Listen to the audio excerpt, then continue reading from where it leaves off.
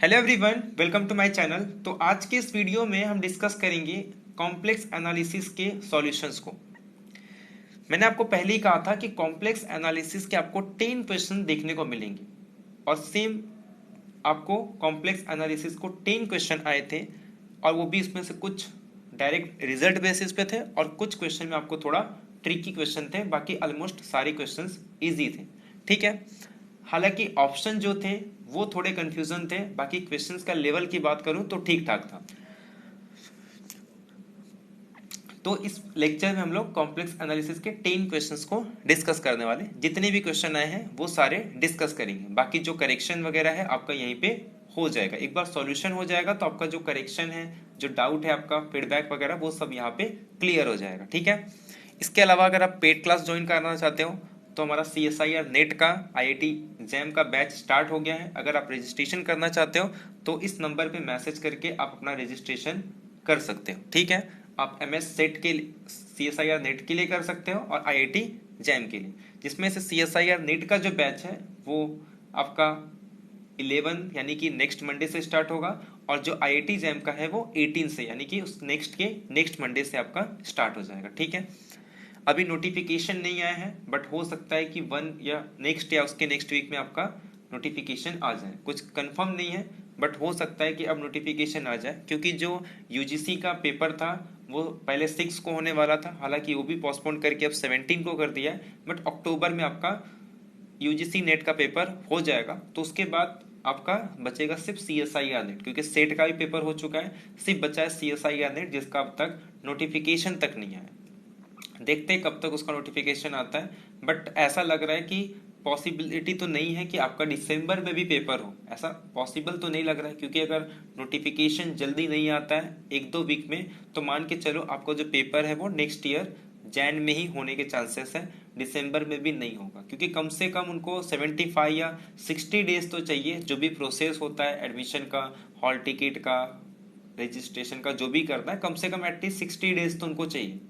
अगर सपोज ये next week में या उसके नेक्स्ट वीक में नहीं आता है तो फिर आपका कंफर्म है कि 2020 में नहीं होगा। अगर होगा भी तो वही दिसंबर के एंडिंग में, उसके पहले आपका पॉसिबल नहीं है कि आपका CSIR नेट का पेपर हो, अगर ये 1 वीक में या नेक्स्ट वीक में नोटिफिकेशन नहीं आता है तो। इसके अलावा फीस वगैरह है, आप ये देख सकते हो। बाकी और कोई डिटेल चाहिए तो आप नंबर पे कांटेक्ट कर सकते हो। एक बैच आपका IIT जैम के लिए है और ये दूसरा बैच CSIR नेट के लिए। इसके अलावा अगर आपके कोई भी फ्रेंड या स्टूडेंट्स जो भी रहेंगे, अगर वो FY BCom के हैं तो उनको आप ये रेफर कर सकते हो FY BCom के लिए। FY BCom को जो फर्स्ट सेम का है उनको रिकॉर्डेड वीडियोस मिल जाएंगे, ठीक है। तो स्टार्ट करते हैं हम लोग अपना उसका सॉल्यूशन, जो कि हम कॉम्प्लेक्स एनालिसिस का सॉल्यूशन डिस्कस करने वाले हैं। तो एक एक करके हम क्वेश्चंस को डिस्कस करते हैं। तो ये जो क्वेश्चन नंबरिंग है वो आपका सेट C के अकॉर्डिंग है, बट आप क्वेश्चन देख के अपना मैच कर सकते हैं। तो क्वेश्चन नंबर 1 क्या दिया है, बहुत ही सिंपल क्वेश्चन था कि which of the following is a true for a complex number. यानी कि कॉम्प्लेक्स नंबर दिया है Z is equal to X plus IY। तो इसके लिए इसमें से कौन सा स्टेटमेंट ट्रू होगा। अब देखो, ये तो क्वेश्चन तो वैसे बहुत सिंपल है, आप डायरेक्टली दे सकते थे, बट मैं आपको गिवन क्या है, कह रहा है कि Z is equal to X plus IY। ये आपको गिवन दिया है, ठीक है। अब Z is equal to X plus IY एक पॉइंट होगा। तो हम लोग क्या करते हैं, अगर मुझे ये लाइन ड्रॉ करना है तो हम पहले क्या जाएंगे, यहां से लेके यहां तक। सपोज ये डिस्टेंस X है और ये इसकी हाइट हो जाएगी। सपोज ये जो डिस्टेंस है ये आपका Y डिस्टेंस है। तो ये X है और ये Y, तो ये जो डिस्टेंस आएगी इसको हम लोग मॉड Y से डिनोट करते हैं। इस X को डिस्टेंस को हम लोग सपोज मॉड X से डिनोट करते हैं। तो ये जो डिस्टेंस आएगा इसे हम लोग क्या कहेंगे, सिंपल, ये आपका मॉड Z। तो बाय ट्रायंगल इनइक्वालिटी आप ये कह सकते हो कि जो मॉड Z की वैल्यू है वो आपका लेस देन आ जाएगा mod X plus mod Y। इसी चीज को आप कैसे लिख सकते हो कि mod X plus Y plus mod Y is greater then mod Z। यानी कि जो ऑप्शन नंबर C आपको यही तो कह रहा है कि मॉड Z की value less than mod X plus mod Y। एक तो आप इस तरीके से कर सकते हो, अदरवाइज आप ऑप्शन पुट करके चेक कर सकते हो। मतलब कोई भी एक नंबर ले लो और आप चेक कर सकते हो कि उसमें आपका कौन सा ऑप्शन करेक्ट होगा, मतलब बाय एलिमिनेटिंग द ऑप्शन। एक तो ये है कि आप इन जनरल इसको देखो, या फिर आप कोई पॉइंट पुट करके यानी कि एक नंबर लेके आप ऑप्शन को एलिमिनेट कर सकते हो। सेकेंड क्वेश्चन, क्वेश्चन नंबर 2 में क्या कह रहा है, इसमें आपका second option third option correct आ जाएगा कि मॉड जेड की वैल्यू लेस देन होगी mod X plus mod Y से। सेकेंड में ये कह रहा है, क्वेश्चन नंबर ये आई थिंक क्वेश्चन नंबर 10 है, the function c to c is defined by cos z। ये 1 है, ऑन टू है, बाइजेक्टिव है, बाउंडेड है। तो आपको पता है कि हमारे पास 7 स्टैंडर्ड क्या है, इंटायर फंक्शन है, तो जिसमें साइन जेड और कॉस जेड भी आता है। ये इंटायर फंक्शन है, नॉन कांस्टेंट है, इसका मतलब ये अनबाउंडेड होंगे। ये चीजें आपको क्लियर हो गई कि ये बाउंडेड तो नहीं हो सकता बाय लिविलिस थ्योरम कि कोई भी non constant entire function must be unbounded, और अगर कोई इंटायर फंक्शन बाउंडेड है तो वो हमेशा कांस्टेंट फंक्शन हो जाता है। तो ये बाय लिविलिस थ्योरम ये जो दोनों फंक्शन है ये अनबाउंडेड है। रियल के अंदर sine X cos X bounded होता है, बट कॉम्प्लेक्स के अंदर sine Z cos Z it is not bounded by Liouville's theorem. ये एक पॉइंट तो आपको यहां से क्लियर हो गई। अब दूसरा पॉइंट, जितने भी कॉम्प्लेक्स और एंटायर फंक्शन होते वो एटमोस्ट 1 पॉइंट को ओमिट कर सकते हैं, या फिर it assume every complex number except 1 point. जैसे कि ई रेस टू जेड ये हर कॉम्प्लेक्स नंबर को ले सकता है 0 को छोड़ के, मतलब इसकी इमेज मुझे कोई भी कॉम्प्लेक्स नंबर दे दो, मैं यहां पे एक ऐसा डोमेन में एक पॉइंट होगा जिसका इमेज वो कॉम्प्लेक्स नंबर मिल जाएगा। लेकिन 0 के लिए ऐसा कोई डोमेन में ऐसा कोई पॉइंट नहीं है जिसको पुट करके मैं इसको 0 बना सकूं। मतलब 0 को छोड़ के हर एक कॉम्प्लेक्स नंबर के पास पहुंचा जा सकता है। कोई भी कॉम्प्लेक्स नंबर दो, मैं यहां पे एक सीक्वेंस लूंगा जो उस पॉइंट पे जाएगी और इसका इमेज क्या हो जाएगा, ये पॉइंट। यानी कि मैं एक सीक्वेंस बना सकता हूं जो इस पॉइंट को अप्रोच कर रहा है। किसी भी कॉम्प्लेक्स नंबर के लिए एक सीक्वेंस मिल जाता है हमको। तो सीक्वेंस के टर्म्स में भी करते हैं, या फिर हर एक कॉम्प्लेक्स नंबर के लिए एक प्री इमेज मिल जाता है जितने भी एंटायर फंक्शन है। अब सुनो, ये सिर्फ ई रेस टू जेड के लिए है, but E raise to Z को अगर हटा दिया जाए तो ये जो हमारे पास बाकी के बचे हुए 5 है स्टैंडर्ड, बाकी इसका यूज करके तो हम बहुत बना सकते हैं। लेकिन साइन जेड कॉस जेड हो गया, ई रेस टू जेड हो गया, जितने भी पॉलिनोमियल्स हो गए, और उसके बाद फिर साइन एच जेड और कॉस एच जेड, ये टोटल 6 है। ई रेस टू जेड को यहां से हटा दो क्योंकि ये तो 0 को एज्यूम कर रहा था, 0 को छोड़ के हर एक वैल्यू को एज्यूम कर रहा था। अब ये टोटल 5 एग्जाम्पल ऐसे हैं जो हर कॉम्प्लेक्स नंबर को एज्यूम करते हैं। मतलब हर कॉम्प्लेक्स नंबर एज्यूम करने का मतलब क्या हो गया कि कॉम्प्लेक्स नंबर के एक अगर मैं फंक्शन डिफाइन करूं C टू C इन 5 एंटायर फंक्शंस में से, तो आपको यहां पे कोई भी मुझे W दे दो, मैं आपको एक Z दूंगा सच दैट कि f of Z is equal to W। और खास बात तो ये हो जाती है, ऐसे एग्जैक्टली कितने एलिमेंट होते हैं, तो ऐसे इनफाइनाइट एलिमेंट मिल सकते हैं मुझे जिसका इमेज W होगा। कब? जब वो साइन जेड है, कॉस जेड है, साइन एच जेड है, कॉस एच जेड है। पॉलिनोमियल के केस में ऐसा नहीं होता, पॉलिनोमियल के केस में फाइनाइट आते हैं। और भी कैसे आते हैं? क्योंकि पॉलिनोमियल के पास जितने डिग्री है उस डिग्री के इतने इसके पास ऐसे पॉइंट होंगे पॉलिनोमियल के पास जो हर कॉम्प्लेक्स नंबर को एग्जैक्टली उतनी बार एज्यूम करता है। जबकि sine Z cos H Z ये सब इनफाइनाइट टाइम्स करते हैं, जबकि पी ऑफ जेड हो सकता है इसके बेसिस पे भी आपको नेट या गेट में क्वेश्चन देखने को मिल जाए। डायरेक्टली या इनडायरेक्टली इस पे क्वेश्चन हमेशा लगातार आते हैं। ठीक है, तो यहां से आपको ये क्लियर हो गया कि ये ऑन टू है, 1 नहीं है। क्यों 1 नहीं है? क्योंकि ये हर वैल्यू को कितने टाइम एज्यूम करता है, इनफाइनाइट टाइम्स। और इसके अलावा ये पीरियोडिक फंक्शन है, तो मैं उसमें 2n पाई ऐड कर दूं, जो भी इसका पीरियड होगा तो फिर से वही वैल्यू रिपीट होगी। दैट मीन्स ये 1 तो नहीं। तो अब चेक करते हैं हमारा कौन सा ऑप्शन करेक्ट होगा। बाउंडेड नहीं है bye Liouville's theorem, on to है, 1 नहीं है, इसके लिए बाइजेक्टिव भी नहीं होगा। तो आपका A-C-D ऑप्शन इनकरेक्ट आ जाएगा, जो ऑन टू ऑप्शन है ये आपका करेक्ट होगा। नेक्स्ट देखो क्या कह रहा है कि एक फंक्शन डिफाइन किया गया है जो कि नॉन कांस्टेंट एंटायर है। तो जो मेन पॉइंट है ना, आप उनको पढ़ो खाली कि एक नॉन कांस्टेंट है, एंटायर फंक्शन है, तो then which of the following is impossible. अभी मैंने कहा सेम उसी से आपका ये भी क्वेश्चन हो जाएगा।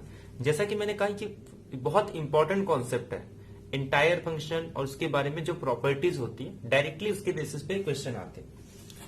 आपको क्या कह रहा है कि एक नॉन कांस्टेंट है, पहला पॉइंट तो नॉन कांस्टेंट मतलब कांस्टेंट नहीं हो सकता।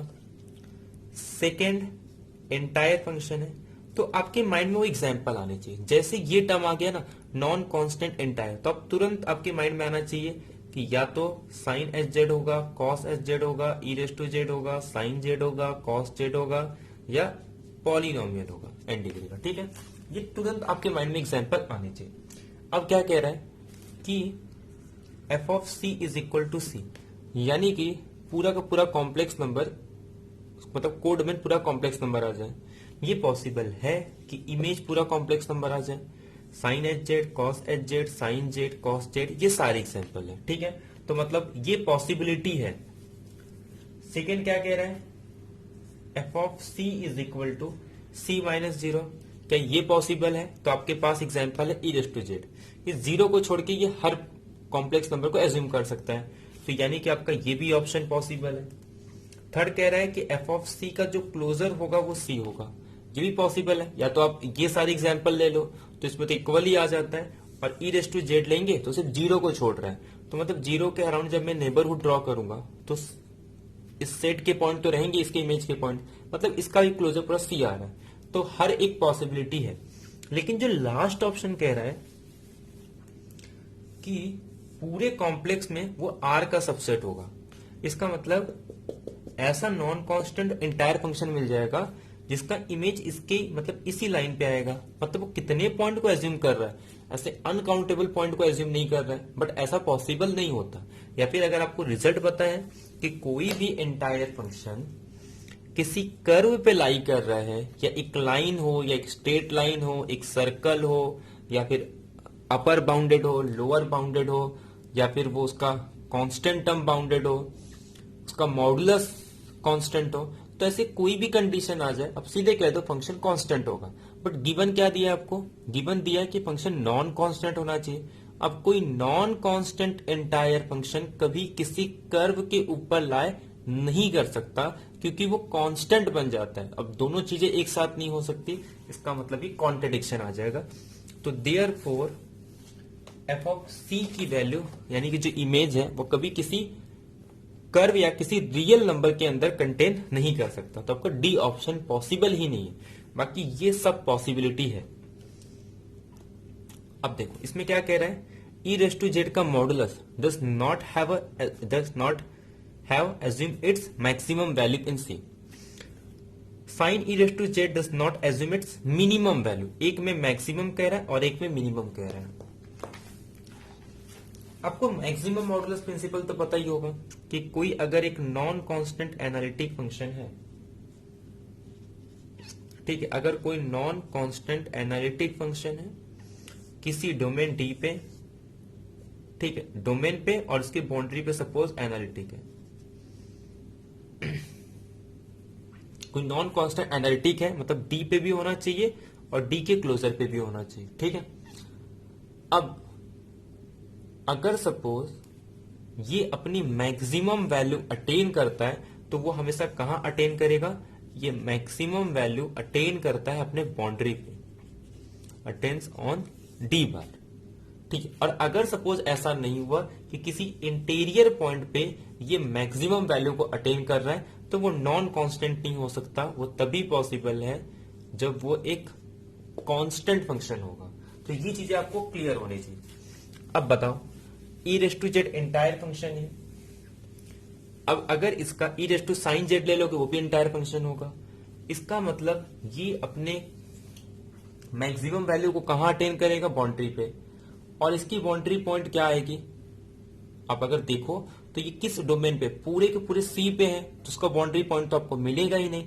मतलब ये सी के अंदर कभी भी अपने मैक्सिमम वैल्यू को अटेन नहीं कर सकता। या फिर आप सिंपल सा कॉन्सेप्ट ये भी यूज कर सकते हो कि किसी फंक्शन का मैक्सिमम वैल्यू तो तब अटेन करता है जब वो फंक्शन बाउंडेड हो। बट यहाँ पे ई रेस टू साइन जेड कैसा फंक्शन हो गया, ये एक अनबाउंडेड फंक्शन है, क्योंकि non constant entire function must be unbounded. तो बाय लिबलिस थ्योरम की हेल्प से भी आप ये कह सकते हो कि ये अनबाउंडेड है, तो इसके पास मैक्सिमम अटेन नहीं करेगा। इसमें मिनिमम कह रहा है, अगर यही कॉन्सेप्ट कहता मैक्सिमम तो आपका ये भी ऑप्शन रॉन्ग हो जाता, बट ये कह रहा है मिनिमम वैल्यू। तो एक काम करते, ई रेस टू जेड की मिनिमम वैल्यू कब होगी, 0 पे। तो 0 कब आएगा, जब ई रेस टू जेड आपका क्या होना चाहिए, अच्छा मिनिमम वैल्यू को पूरी 0 चाहिए, ठीक है। तो 0 कब चाहिए, जब यहां पे n पाई का मल्टीपल हो। n पाई मतलब मैं n को 1 पुट कर दूं, पाई चाहिए, तो ई रेस टू जेड की वैल्यू पाई। अब ई रेस टू जेड की वैल्यू अभी हम देख के आए, वो हर वैल्यू को अज्यूम करता है, सिर्फ 0 को छोड़ के। तो पाई ऐसा भी एलिमेंट आपको मिल जाएगा जिसके लिए वो पाई होगा, और आपको पता है ई रेस टू पाई आई, ठीक है। या फिर आप ऐसी पॉइंट निकाल सकते हैं, एक्चुअल में ई रेस टू जेड की वैल्यू पाई होगी, क्योंकि हर कॉम्प्लेक्स नंबर को एज्यूम कर रहा है। इसका मतलब क्या है कि पाई को भी एज्यूम कर लेगा, तो इसका मतलब ये जो है इसकी मिनिमम वैल्यू क्या आएगी, अटेन करेगी। तो ये तो करेक्ट है, बट ये आपका does not have a assume. अच्छा ये कह रहा है कि ये एज्यूम नहीं करता है, तो ये करेक्ट है। ये कहता है ये एज्यूम नहीं कर रहा, तो ये रॉन्ग है, क्योंकि ये अपने मिनिमम वैल्यू को अटेन करता है। मैक्सिमम को भले नहीं अटेन करता, बट मिनिमम को अटेन करता है। तो आपका ओनली ए इज ट्रू, तो ए ऑप्शन आपका करेक्ट हो जाएगा। नेक्स्ट क्वेश्चन देखो, एफ ऑफ सी टू सी एक नॉन कांस्टेंट। पहला पॉइंट तो ये हो गया कि ये नॉन कांस्टेंट एनालिटिक फंक्शन है। ये याद रखना, नॉन कांस्टेंट बोलना है, यहां से भी आपका एक ऑप्शन एलिमिनेट होगा। और दूसरा कह रहा है कि modulus F of Z is less than mod Z for Z is greater than 2019। Then which of the following is false पूछा है। तो then which of the following is false, इसका मतलब क्या होगा कि अगर ये कंडीशन सेटिस्फाई हो जाए तो इसमें से कौन सा स्टेटमेंट फॉल्स होगा, ये हमको चेक करना है। अब ये एग्जांपल हम ऑलरेडी लास्ट ईयर भी कर चुके थे, 2020 में भी आया हुआ था ये टाइप का, कि अगर आपको कभी भी इस टाइप का फंक्शन दे दिया जाए तो ये आपका हमेशा लीनियर फंक्शन आता है, क्योंकि यहां पे आपका सपोज एक मैं इसको 1 पावर पे लिख सकता हूं, और यहाँ पे कोई number 1 n is equal to 1 और z के ऊपर पावर 1 है, तो ये सिंपल एक लीनियर पॉलिनोमियल बन सकता है। तो यानी कि f ऑफ z की वैल्यू क्या हो सकती है, a z प्लस b। अब ये नॉन कांस्टेंट है, इसका मतलब क्या हो जाएगा, a कभी 0 नहीं हो सकता, क्योंकि a 0 हो गया तो ये कांस्टेंट फंक्शन आ जाए। एक काम करता हूं, उसका डेरिवेटिव निकालता हूं, तो जब मैं डेरिवेटिव निकालूंगा तो a आ जाएगा, और a कैसा है, नॉन जीरो, ठीक है। तो इसका मतलब ये कभी 0 नहीं हो सकता, इसका मतलब ये कभी भी 0 नहीं हो सकता। ये चीज आपको यहां से क्लियर हो जानी चाहिए कि f डैश जेड की वैल्यू कभी भी 0 तो नहीं हो सकती। आपका डी ऑप्शन करेक्ट हो गया। सेकंड में कह रहा है f इज 1 1। अच्छा एक बात बताओ, थोड़ा हमारा वही वाला कॉन्सेप्ट अब यूज करते जो हमने अभी सीखा। ये कैसा फंक्शन है, लीनियर फंक्शन है, लीनियर पॉलिनोमियल है, और लीनियर पॉलिनोमियल हर कॉम्प्लेक्स नंबर को एज्यूम करता है। मतलब क्या हो गया कि ये ऑन टू हो गया, तो ऑन टू वाला तो आपका करेक्ट है। और लीनियर पॉलिनोमियल हर वैल्यू को कितने बार एज्यूम करता है, ओनली 1 टाइम्स, क्योंकि जितने डिग्री का पॉलिनोमियल उतने बार वो हर एक कॉम्प्लेक्स नंबर को एज्यूम करता है, exactly n times, where n is the degree of the polynomial. Here the degree of the polynomial is 1, that is linear polynomial. तो therefore ये assume करेगा हर कॉम्प्लेक्स नंबर को exactly 1 टाइम, that is 1 1। तो 1 1 भी है, on 2 भी है, third तो हमने ऐसे ही करेक्ट। तो फॉल्स कौन सा हो सकता है कि f मैप करेगा किसी लाइन को ऑन टू सर्कल पे, तो ये ऑप्शन आपका रॉन्ग हो सकता है, बट बाकी बी सी डी कंफर्म ये आपके करेक्ट है। तो आपका जो आंसर होगा ए ऑप्शन आपका करेक्ट आ जाएगा। इसमें आपका कौन सा ऑप्शन है, B C D option correct है, ये फॉल्स है, इसका मतलब यही ऑप्शन आपका करेक्ट होगा, दैट इज ए ऑप्शन आपका करेक्ट हो गया कि F maps a line onto a circle. अब नेक्स्ट क्वेश्चन देखते हैं। नेक्स्ट में क्या कह रहा है, ध्यान से देखो कि which of the following Mobius transformation map करता है किसी यूनिट डिस्क को किसी राइट हाफ प्लेन पे। तो सबसे अगर आपको तुरंत आंसर बताना है इसका, तो जस्ट क्या करो, पॉइंट पुट करके चेक कर लो, क्योंकि अगर पॉइंट पुट करने पे जिसमें उसका इमेज अगर राइट हाफ प्लेन पे आ रहा है तो वही ऑप्शन आपका करेक्ट हो सकता है, अदरवाइज आपके वो ऑप्शन करेक्ट नहीं होंगे। तो बाय एलिमिनेशन मेथड से आप इसको कर सकते हो। बाकी अगर आपको सॉल्व करना है तो कैसे सॉल्व करते देखो। पहले मैं आपको डायरेक्ट मेथड बताता हूं कि डायरेक्ट आप कैसे चेक कर सकते हो, और उसके बाद आपको अगर निकालना है तो कैसे निकालना। क्योंकि अब हर एक ऑप्शन को चेक करने जाओगे तो मैंने पहले ही कहा था कि एमएस सेट का कोई भी क्वेश्चन आपका 2 मिनट से ज्यादा तो नहीं होना चाहिए, तो आपको डायरेक्ट ही मेथड यूज करना है। बट मैं फिर भी नेट के पॉइंट ऑफ व्यू से आपको इसका दोनों टाइप बताऊं कैसे आप दोनों मेथड से सॉल्व कर सकते हो।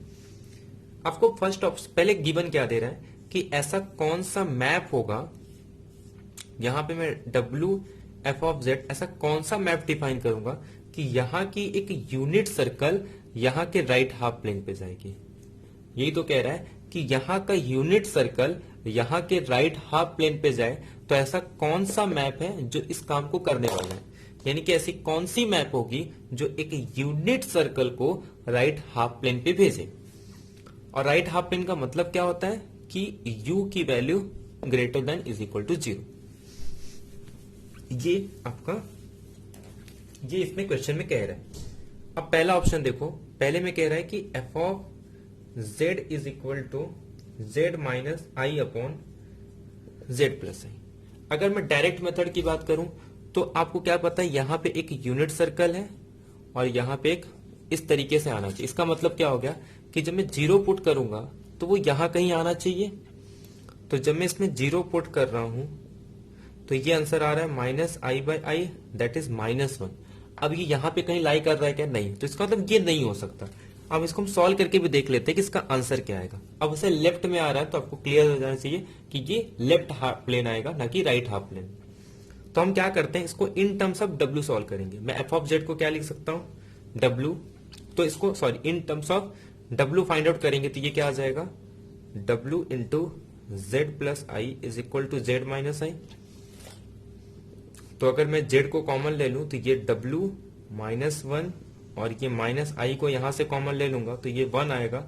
और ये राइट साइड में आके जब माइनस WI होगा तो -1 कॉमन लेंगे तो सिंपल W बचेगा। तो ये आ गया आपके सामने z माइनस आई W plus 1 upon W minus 1। अब देखो गिवन क्या दिया है कि इसका जो मॉडुलस है वो लेस देन 1 है। इससे आपको क्या क्लियर हो गया कि -1i का तो मॉडुलस 1 हो जाएगा। सिंपल इससे आपको ये क्लेम कर सकते हो कि W plus 1 is less then W minus 1। अब W को आप क्या लिख सकते हो, यूवी प्लेन पे इसको लिख सकते हो U प्लस आई वी। ठीक है, तो इसका मतलब क्या हो जाएगा, ये अगर मैं इसका स्क्वायर ले लूं तो ये क्या आएगा, सिंपल रियल पार्ट इसका क्या होगा U प्लस 1 का स्क्वायर और इमेजिनरी पार्ट V का स्क्वायर। ऐसे यहां पे आप जब लोगे तो रियल पार्ट आपका क्या आ जाएगा, U माइनस 1 का होल स्क्वायर प्लस V का स्क्वायर। V स्क्वायर कैंसिल, जब इसको सॉल्व करोगे तो U स्क्वायर भी कैंसिल, यहां से U स्क्वायर भी कैंसिल, यहां से 1 भी कैंसिल, यहां से 1 भी कैंसिल। सिर्फ बचेगा कि यहां से 2U और यहां से -2U। तो यानी कि U की वैल्यू लेस देन 0। अब U की वैल्यू लेस देन 0 इसका मतलब क्या है कि जो आपका रीजन आने वाला वो ये वाला। क्लियर हो गया? ऐसे ही आप फाइंड आउट कर सकते हो। तो ये आप पॉइंट से डायरेक्ट कर सकते थे, ये आप करने जाओगे हर एक ऑप्शन में चेक तो बहुत टाइम लगेगा, बट पुट करके आप विद इन सेकेंड इस क्वेश्चन को सॉल्व कर सकते हो। ठीक है, अब देखो, अब ऐसे ही हम सेकेंड, थर्ड, फोर्थ सबको चेक कर सकते हैं। आप दोनों मेथड यूज कर सकते हो। जिस मेथड से मैंने ये सॉल्व किया आप इसके हेल्प से उसका रीजन भी निकाल सकते हो, क्या आप डायरेक्ट पुट करके भी चेक कर सकते हो।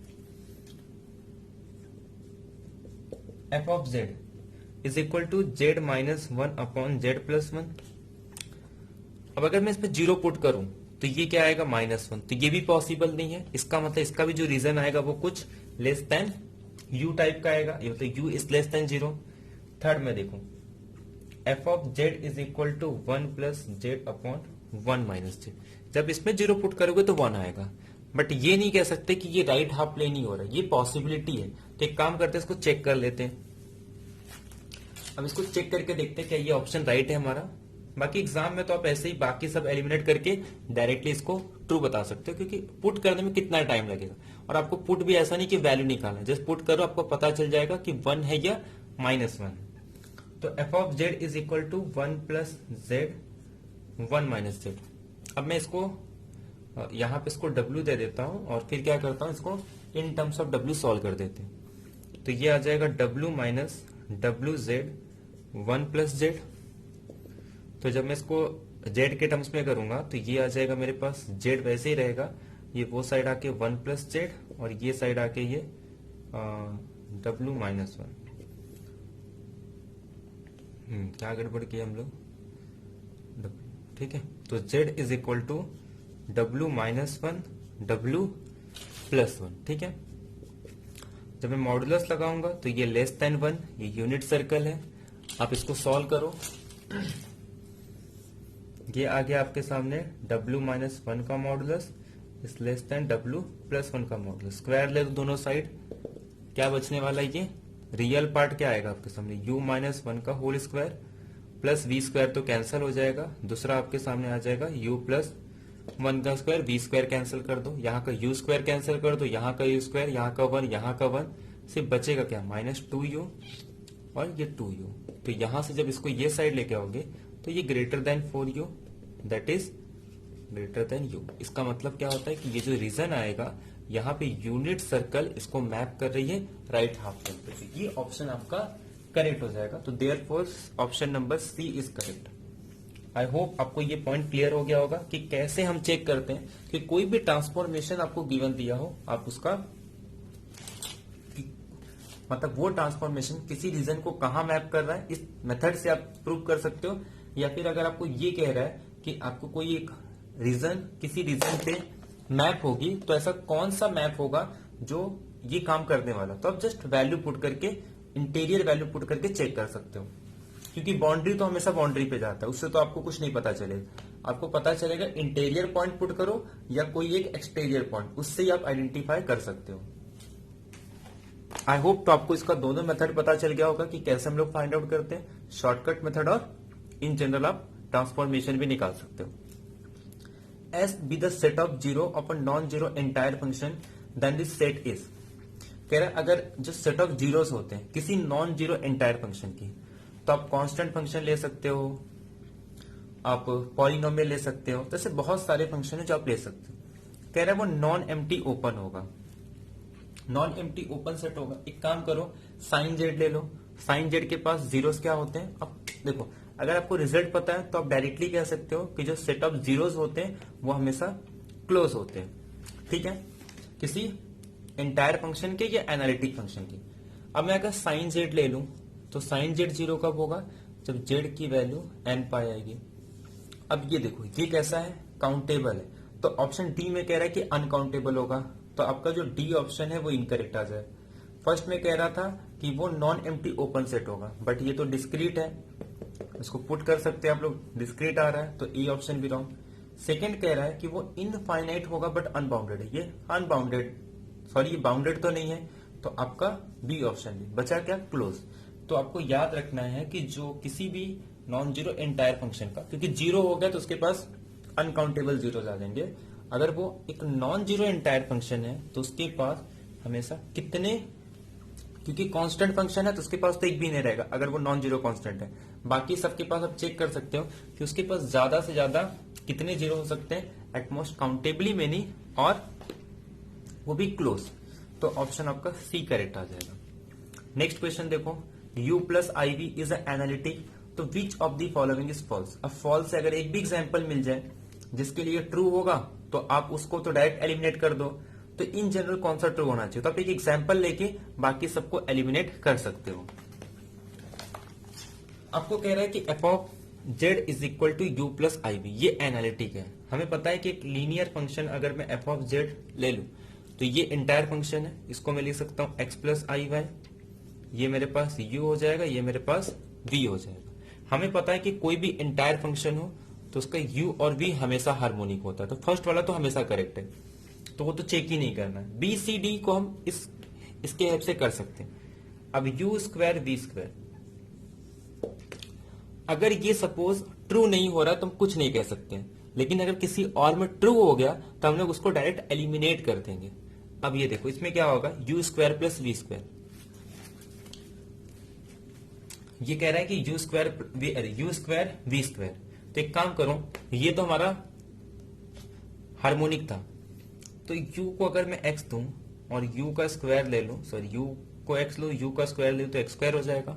तो एक काम करता हूं, पहले u स्क्वायर को 2 बार x के रिस्पेक्ट में करता हूं, प्लस u स्क्वायर y, ये 0 आना चाहिए। बट जब मैं इसको सॉल्व करूंगा तो ये आंसर क्या आएगा, 2, which is not is equal to 0, which is not is equal to 0। तो देयरफॉर ये आपका हार्मोनिक फंक्शन नहीं हो रहा है, तो मतलब इसके लिए आप कुछ नहीं कह सकते। अब इसी एग्जांपल को आप एक काम करो, C और D के लिए चेक करो। तो आपका C और D क्या हो जाएगा, एक में x इंटू वाई आ जाएगा, एक में x प्लस वाई। ये आपका uv है, ये आपका u प्लस v। uv को जब मैं xx प्लस uv को जब मैं yy के रिस्पेक्ट में करूंगा, तो जब मैं xx के रिस्पेक्ट में करूं तब भी 0 आएगा, yy के रिस्पेक्ट में करूं तब भी 0, आंसर 0। तो ये तो फॉल्स नहीं आ रहा है। एक एग्जांपल मिल रहा है जिसके लिए फॉल्स नहीं होगा, मतलब C आपका एलिमिनेट हो गया। ऐसे आप D के लिए करोगे तब भी आप इसको एक बार U के रिस्पेक्ट में करोगे तो ये 1 आ जाएगा, फिर x के रिस्पेक्ट में करोगे तो 1, फिर से x के रिस्पेक्ट में करोगे तो 0। ऐसे y को भी एक बार करोगे तो 1, दूसरी बार करोगे तो 0, मतलब ये भी सेटिस्फाई हो रहा है। तो ये दोनों पॉसिबिलिटी है, मतलब इन जनरल ये नहीं कह सकते कि ट्रू नहीं होगा। तो आपका जो C और D, A तो सीधा सीधा ट्रू है, तो आप उसके लिए कुछ कह नहीं सकते।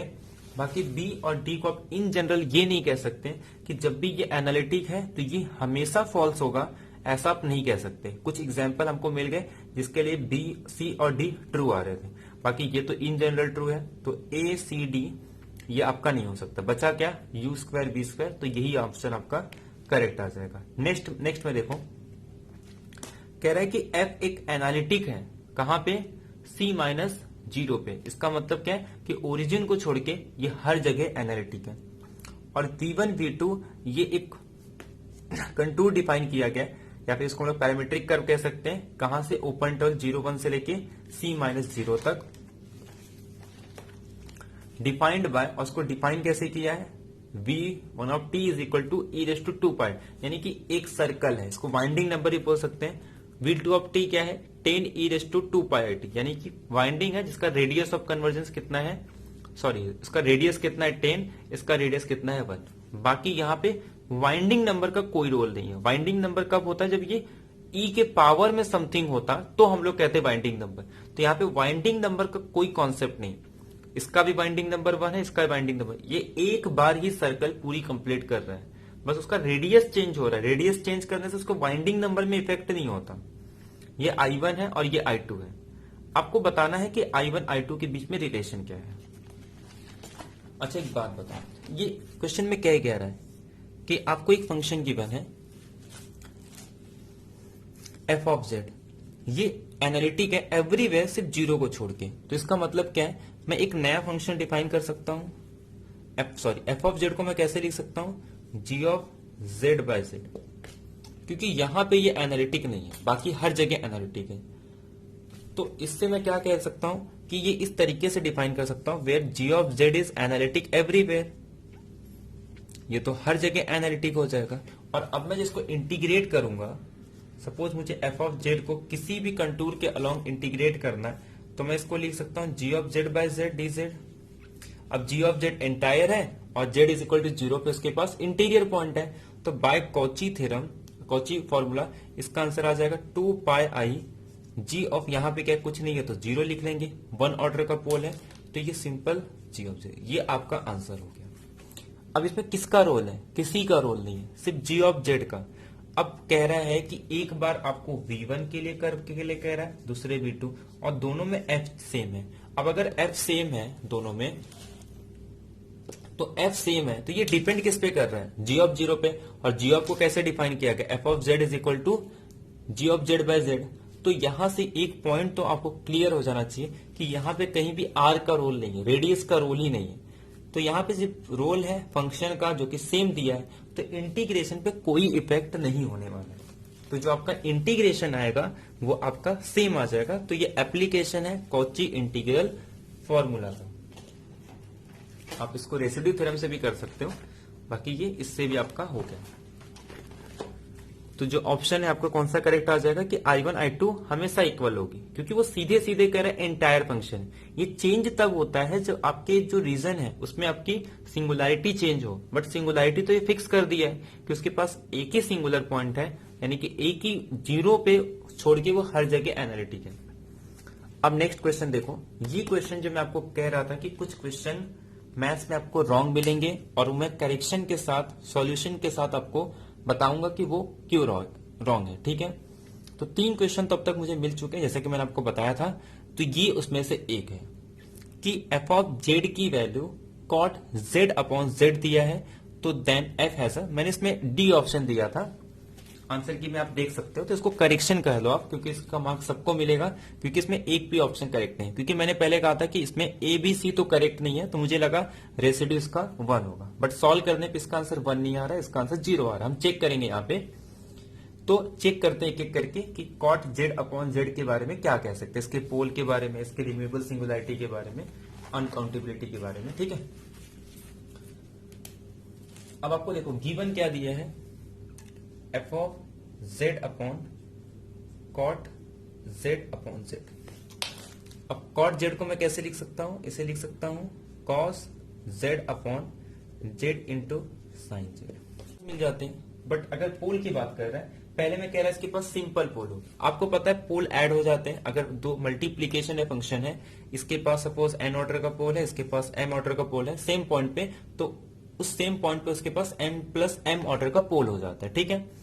तो इसके पास 0 ऑर्डर का 1 ऑर्डर का एक पोल है 0 पे, यानी कि 0 पे सिंपल पोल है। इसके पास अगर मैं 0 की बात करूं तो 0 पे तो ये भी 0 हो जाता है, तो ये 1 ये 1, क्योंकि जब मैं इसका एक्सपांशन लूंगा तो वो जेड एक टर्म आएगा, तो जेड को मैं कॉमन ले सकता हूं, तो इसके पास मैं इसको कुछ ऐसे लिख सकता हूं, साइन जेड को लिख सकता हूं Z into G of Z, या फिर where G of 0 is non zero, ठीक है। इस तरीके से हम लोग लिख सकते हैं। तो इसके पास कितने ऑर्डर का पोल आ गया, 2 ऑर्डर का पोल हो गया।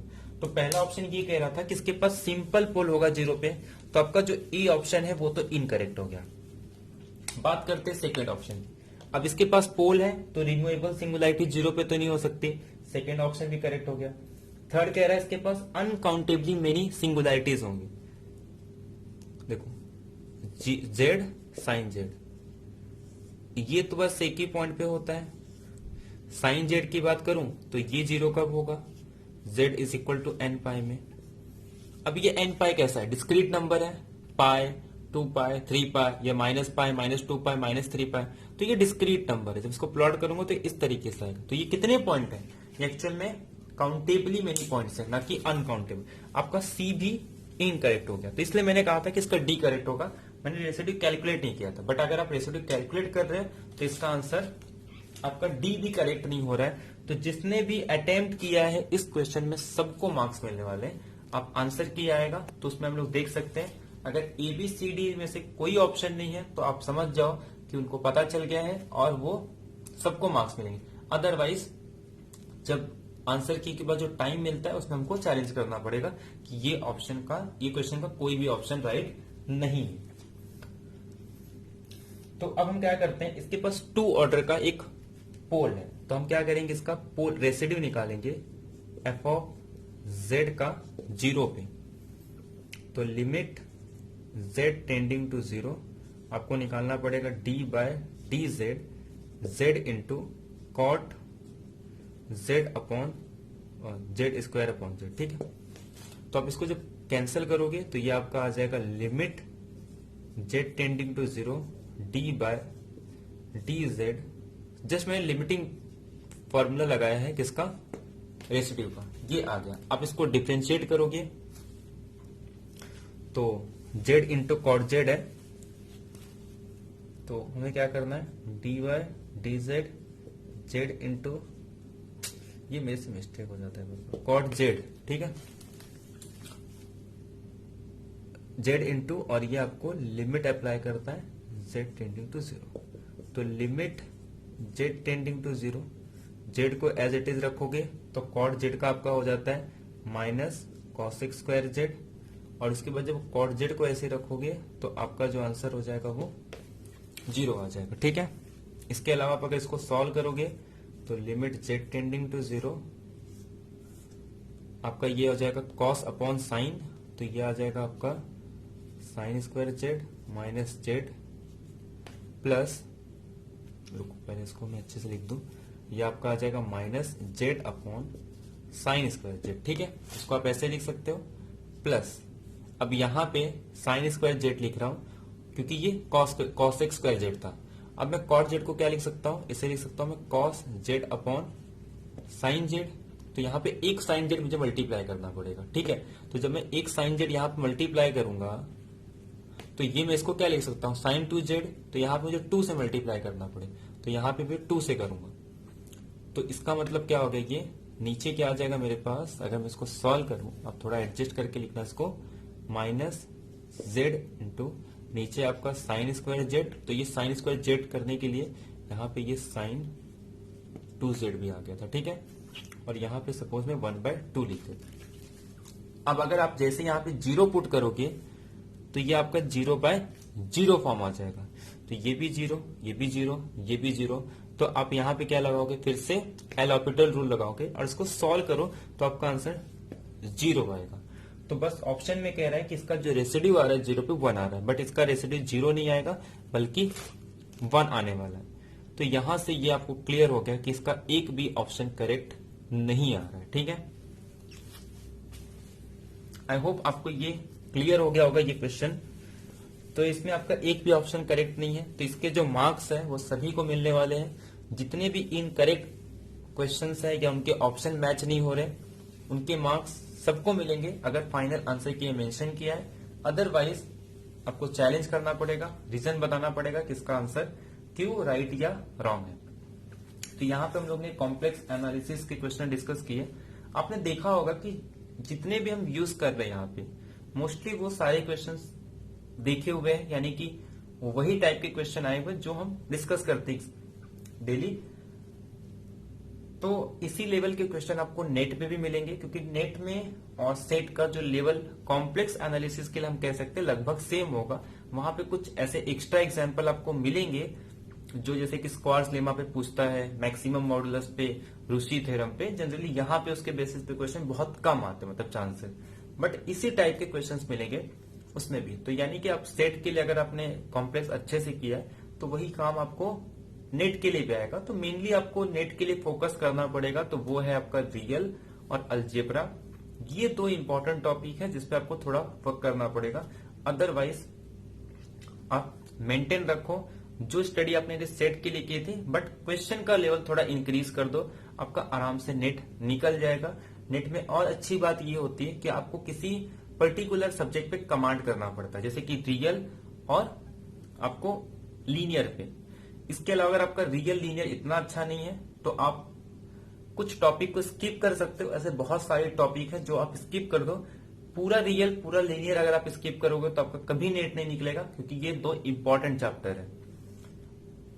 इसके साथ साथ अगर आपको थोड़ा वीक है तो आप अप्लाइड के क्वेश्चंस कर लो, पार्ट ए के क्वेश्चंस कर लो, ताकि आपका जो यहाँ पे थोड़ा जो बोझ है वो थोड़ा कम हो जाएगा अगर आप अप्लाइड या पार्ट ए के क्वेश्चंस कर लेते हो। इसीलिए मैंने यूट्यूब पे जो वीडियो लेके आऊंगा अप्लाइड का लेके आऊंगा, ताकि आपका अप्लाइड भी अच्छा हो जाए और आप एग्जाम में अप्लाइड के क्वेश्चंस करके आओ, ताकि वो जो 2 या 4 मार्क्स से छूट गया ये नहीं आना चाहिए। तो 1-2 दिन में, कल ही सोच रहा हूं मैं वीडियो डाल दूं कि कैसे हम आगे कंटिन्यू करेंगे 3 मंथ का, क्योंकि मुझे नहीं लगता कि अभी पेपर जो है वो दिसंबर के पहले होगा। यानी कि दिसंबर में चांसेस है, मैक्सिमम चांसेस है कि 15 दिसंबर के बाद ही हो। मैंने उसी के अकॉर्डिंग अपना टाइम टेबल बनाया है कि 15 या 20 दिसंबर के बाद ही आपका पेपर होगा। तो उसी के अकॉर्डिंग पूरा प्लानिंग कर सकते हो। ये कह सकते हो कि मिनिमम आपको यहां से 70 या 75 डेज मिलेंगे, उसी के अकॉर्डिंग आपको अपना प्रिपरेशन करना है। उसके बाद भी आपको टाइम मिल सकते हैं, बट मिनिमम टाइम आपको 75 डेज मिलेंगे। तो कैसे तैयारी करनी है वो एक वीडियो में मैं आपको बता दूंगा, कैसे हम यूट्यूब पे लेक्चर लेंगे और कैसे पेड क्लास में लेंगे। तो मिलते हैं नेक्स्ट लेक्चर में। Thank you very much, have a nice day.